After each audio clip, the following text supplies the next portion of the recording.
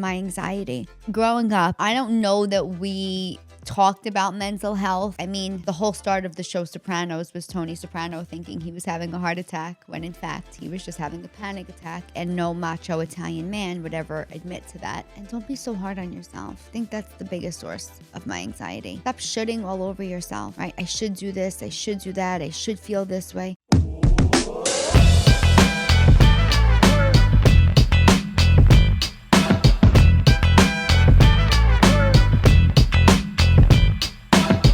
Talk.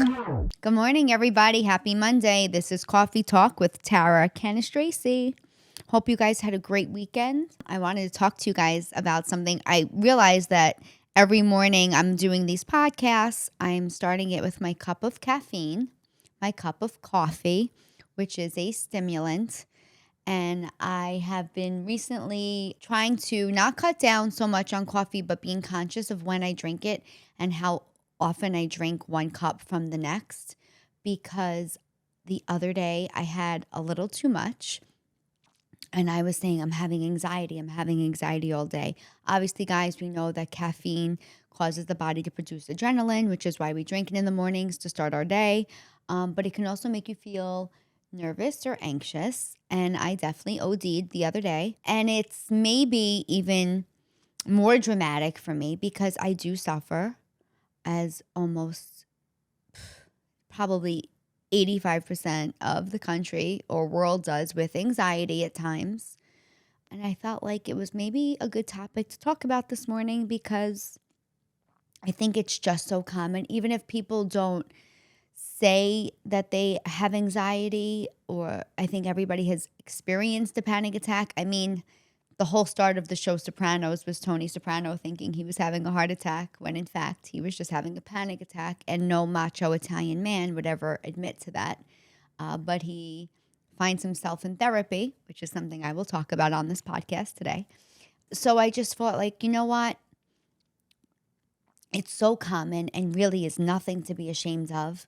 I remember my first ever panic attack was in high school. I think I was like 17. I was in a classroom and the teacher was talking, and all of a sudden I couldn't concentrate on anything. Not the words she was saying. I was like at my desk, literally like felt my heart coming through my chest. I jumped up out of my seat. I ran into a stairwell.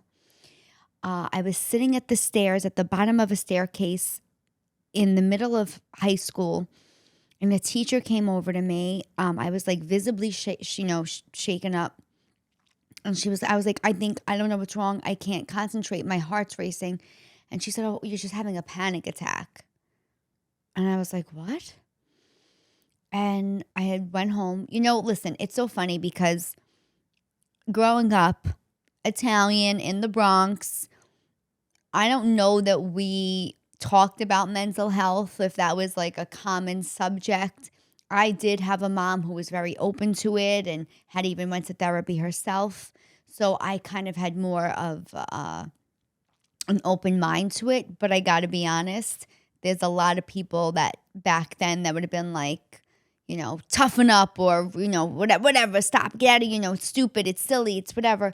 But it's a very real thing. Listen, there's medications today that people can take for it. There's homeopathic things people do. I know I've tried everything from the homeopathic to the Western medicines to help with my anxiety. I'm not embarrassed of it. I was never on a medication I had to take every day, but I was prescribed medications for when I felt I was having a panic attack, like a Valium, and I would take it if it was really bad or not manageable. I remember always not wanting to take the pill, being like, I don't want to, and I'm like, who am I being a hero for right now? Not that I subscribe to all of Western medicine, but at times, if you just got to do something in a moment to make yourself feel better, you deserve that. I do subscribe to that.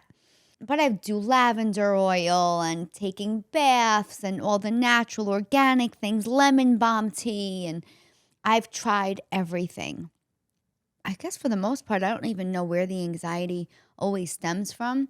I'm pretty sure I'm always in my own head, in my own head, as many of us are. I'm always worrying about the future or questioning things I did in the past, which is like the source of probably everybody's anxiety. It sounds so corny, but if we all lived in the present moment, we'd probably all be a lot happier and be a lot less anxious.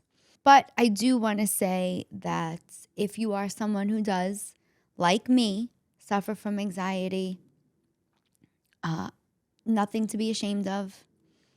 I believe in counseling. I believe in therapy. I don't know if I've said this on the podcast before. I'm actually a licensed counselor, even though I slang these dick jokes for a living. But I do believe in therapy.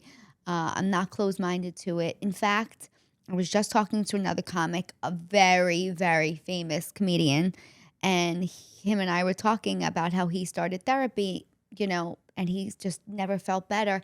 And his life seemingly great, like beautiful wife and children, great comedy career.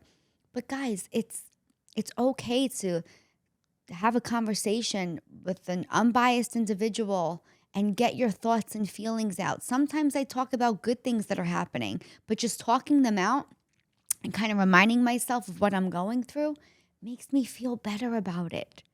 So be careful, I guess, with how much coffee we drink.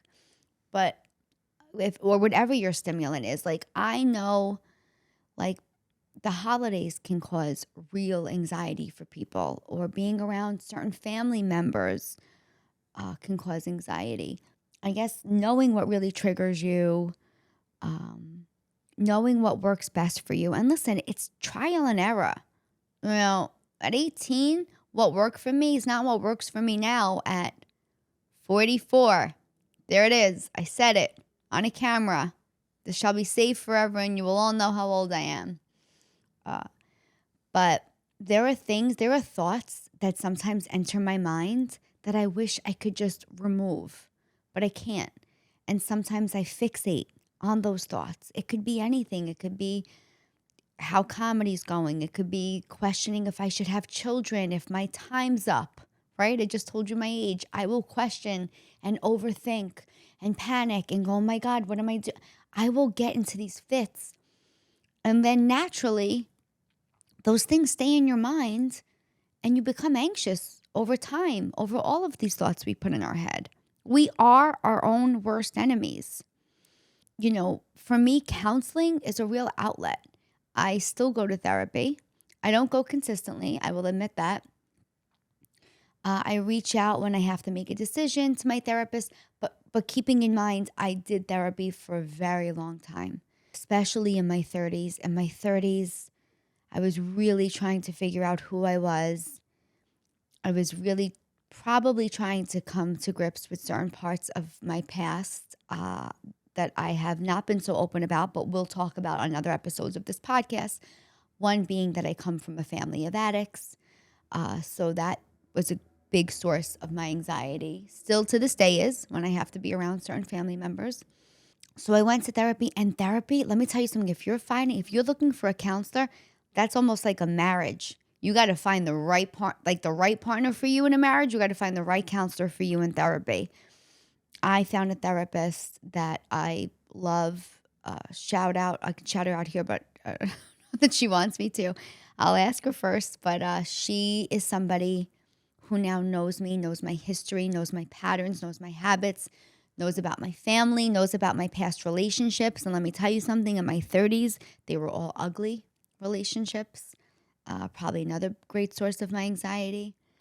So I used to go to her all the time. I was not in healthy relationships, and I didn't come from healthy relationships. I can honestly tell you I had not one real healthy example of what a healthy marriage looked like. Maybe a little bit on my father's side, but I don't know if because I came from a divorced family, if I saw that enough. It wasn't until maybe I got older that I was able to appreciate the relationships from other people. But I'll tell a quick story. I was in the bath once. I was like a toddler, and I was given a bath, and you know how toddlers talk to themselves. And I was like, well, one day when I get a divorce, like that was how common it probably was for me to see everybody divorced, that I just thought it was something that maybe one day I would do, which is so funny because it's like from the mouths of babes. Like you always say, like, don't say things around kids. They're all, you never know what they're going to pick up. And that, well, it's really sad. But what I picked up on was that everybody gets divorced. Maybe 18 was when I first started having anxiety. I can tell you that about 2 weeks ago, I had anxiety so bad. Like questioning, when you're in the entertainment industry, guys, it's a lot of rejection. And I question a lot of my decisions and a lot of the things on this path. But I deal with it. I cope with it. I find the people I could talk to that don't judge me. Probably the biggest thing you can find is your support system. I don't drink cups of coffee one after the other because I know that that's something that could trigger me. I call my therapist when I need to. And I guess I just try and remind myself that it's all working out. It all can work out. I think the things that we stress the most are just because we care. And I don't know how bad that is. I don't know how bad it is that you care so much. So kind of remind yourself of that when you're in the middle of the panic attack. Like, hey, this is because I care.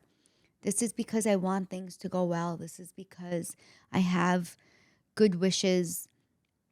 And it's okay to want those things. I think focus more on the systems than the goals. And this is something that's going to be its own separate podcast.